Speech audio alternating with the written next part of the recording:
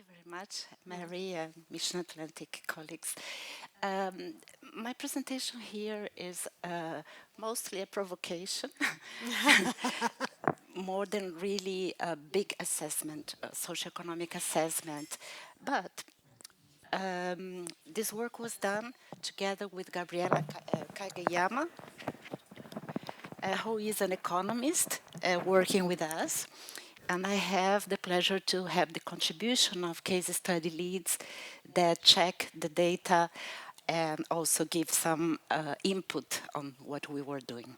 Yep. So thanks to everyone. So I'm going to have this kind of context, method, the data we gathered, and some findings and conclusions. So why socioeconomic aspects matter in integrated ecosystem assessments? First of all, it provides visibility on how different sectors contribute to local economies and communities, not just the economic risks, ecological risks that we were talking about in previous presentations, but also the economic sector's importance.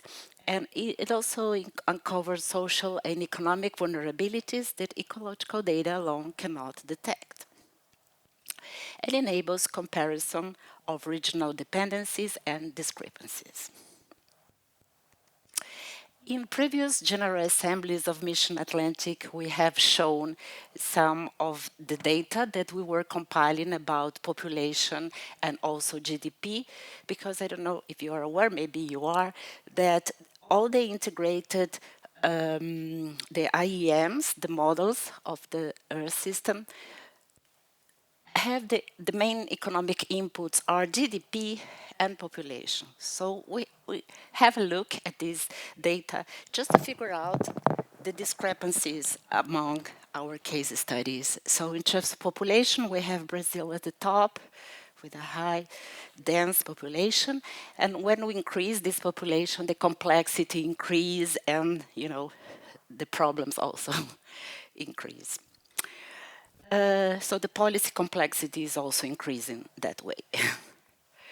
And when we look at the country's GDP, we also have this UK and France, the northern regions with high GDPs. But when we look at the per capita GDP, it also shows different patterns, like Norway at the top, Ireland at the second, and Brazil and African countries much lower, of course. So what we did here, based on this general idea to see and to look at the discrepancies, we have this case study identification, and then we compile data, real data, on economic and social data, mostly data from reports, World Bank reports, data that countries or international forum are using to explain these sectors. So we compile countries' GDP and also blue economy sectors, employment, and also some indicator called population exposure to low elevation coastal zones per country. And then we have this blue economy baseline. I don't want to call really blue economy, but maybe maritime economy, okay? Because blue economy now has some controversies in the concept, etc. But we can call it maritime economy, okay? And then we did the socioeconomic integration, cross-regional analysis, and the implications for IEAs. So these are the case studies, okay, that everyone here is very aware of.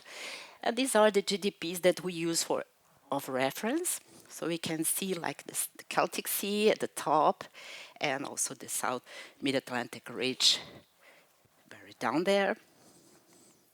And in terms of population, of course, our case study in South Brazil is this large numbers comparing to others, especially comparing with Celtic Sea.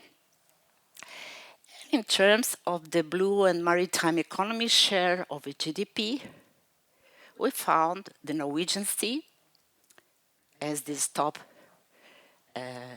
percentage of importance, followed by the Canary Current. In terms of sectoral structure of the maritime economy across case studies, there are some interesting data. For instance, for the Norwegian Sea, we have this oil and gas importance, economic importance. So this is something crucial that we can't forget. The source of economic activity that is important in each case study. In the Celtic Sea, we found the maritime transportation as the main contribution to the GDP among the maritime sectors. For the Canary Current, also maritime tourism, but now more fisheries and aquaculture importance.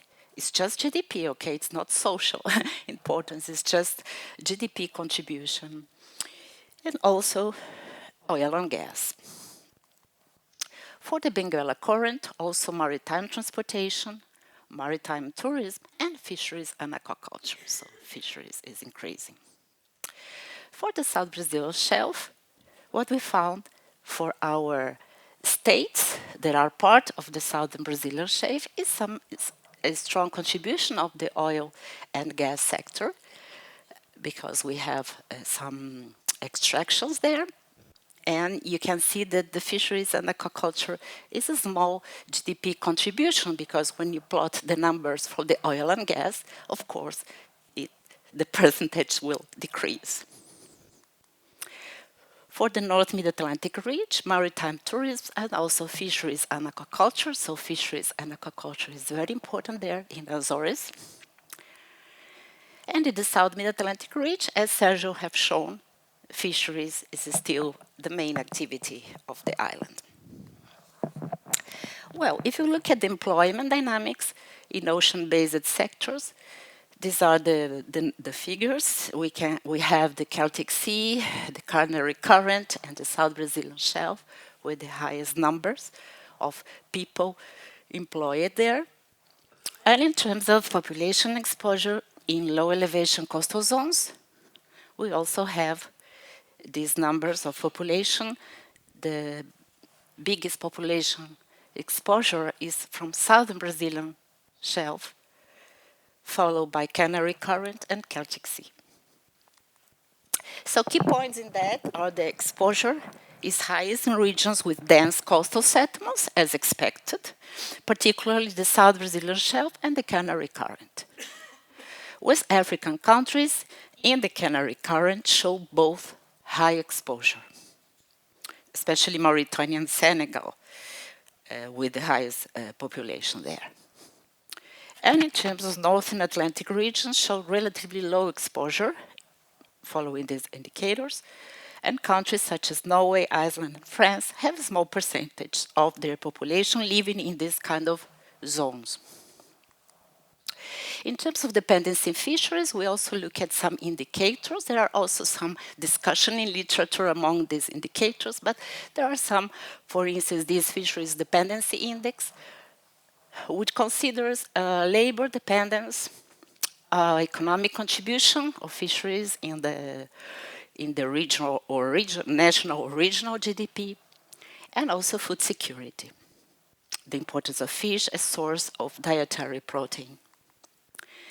And these data are at a country level, and we have here Iceland. I don't know if there's someone for Iceland. I think yes. Okay, yes, and Mauritania, I don't know if there's some, yeah, also. Okay, good. Yeah, so these are the top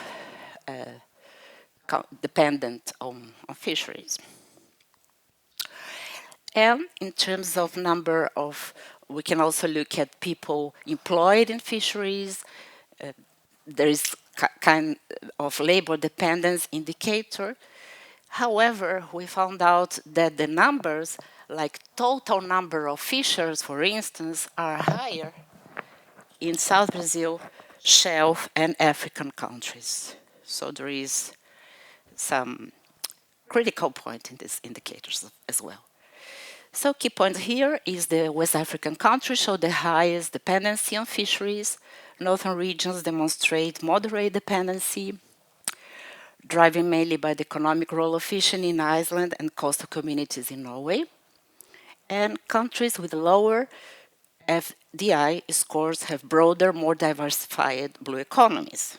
However, This indicator alone can mask real social importance of fisheries and inequalities in the maritime sector. Demographic numbers of fishers and fishers' households should be examined as well, and also the social importance of fisheries as associated with traditional communities rooted in cultural livelihoods. This should be taken into consideration in IEAs when balancing management objectives, different management objectives. In some debates, fishing communities in several parts of the world does not accept to be considered stakeholders. So this is a crucial point that I want to bring, this kind of provocations. They have their territories and they are there for several centuries doing their jobs. And there's currently a strong discussion on climate solutions and climate biodiversity, food security, and human rights nexus that should be incorporated when evaluating fisheries' importance. We discussed some of these aspects in one paper. It was just for Brazil, but then beyond fish ecological risk and economic resilience, we discussed about well-being, the meaning of well-being, livelihoods, and cultural heritage. There are different indicators than just GDP, of course. So our main conclusions: ecosystem management should not be dissociated from social and economic realities. Regions with high fisheries reliance and demography face compounded risks when ecological pressures intersect with socioeconomic fragility and other cultural assets. Embedding socioeconomic indicators into IEAs, we move forward management strategies that are more equitable, resilient, and grounded in real-world issues. Thank you very much. And I'll be pleased to take. Thank you very much, Mari. That was very interesting and also very useful too, to put everything into this socioeconomic context also, and think about it, the implications for the management objectives where we're implementing IEA. So I'd like to hear if there are any questions for Mari at this time.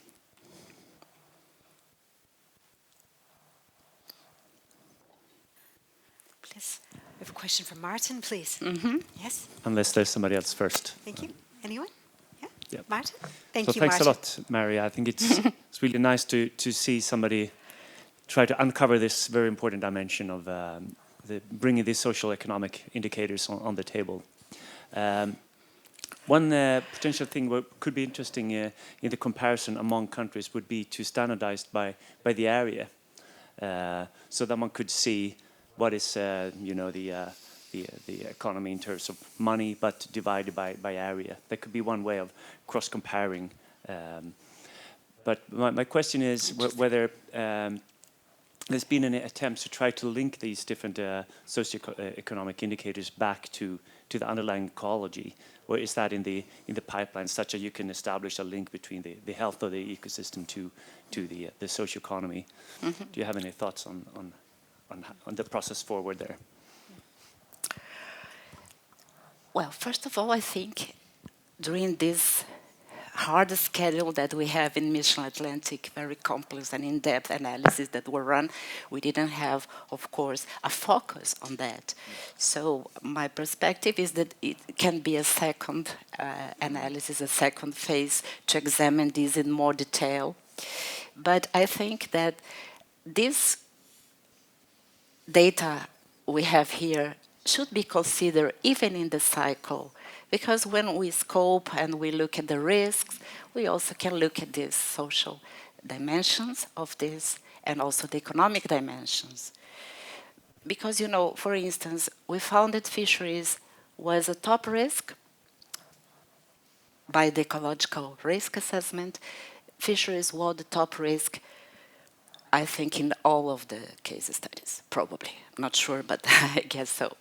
And then in particular areas, it can bring some problems just to say that this is the top risk, because some policymakers understand that we need to get rid of it, of this sector. you know. And so this is crucial to be incorporated and to also show this importance, to have a look. When we found that fisheries can have broad impacts because they occupy a large area in this ODIM analysis, etc., and also in terms of biomass removal, of course. But we also need to see who pays for what, who is taking what from the system, and also look at these inequalities, especially among countries and among sectors, Especially now we are at the COP30. I'm just coming from COP30 this night, and I can tell you that everybody's talking about climate solutions, etc., and people forget about this. Comparing to oil and gas industry, pushing very hard, very strong pressure on, let's do it with full, let's keep doing it. Yeah, because this industry is also there in COP, Yeah. Yeah. Marcos. Thank you, Mary, for an insightful talk. It was very nice to see things from an economic perspective. And I was reflecting on the fact that you mentioned that fishermen or fishers don't like to be considered stakeholders. I imagine because of the implications in their livelihoods and etc. How can you see them participating? Do you see a way of weighting their participation in a imagined decision between two sectors to be made? Well, I saw this now in Belém. The strong movement of indigenous communities there. There were indigenous communities from all over the world, and also fishing communities, like just an example. People from traditional communities, from the waters, not just marine fishing communities, but also inland, etc. And from their perspective, they're not investors. They're not investing in the blue economy. They are they have their livelihoods there, and they have their point there that they are sort of guardians of coastal ecosystems, because in tropical countries, which is really different from Europe, okay? We are coming from a very different situation. This is why I like to provoke somehow this debate, because what we see there is that these kind of communities, they really argue about this. They don't want to be considered stakeholders because they are not investing. They are not making money with these economies just for living, or just, they are small scale activities. Yeah. And in several debates I saw this. We are not stakeholders in this concept of stakeholders, Yeah. So just a comment.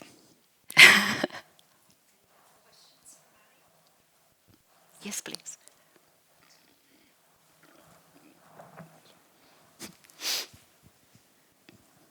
I was wondering, you've collected all of this information about the numbers of people and how they're involved in this relationship, but how would you use this information to make management more efficient now you've tried to understand the picture?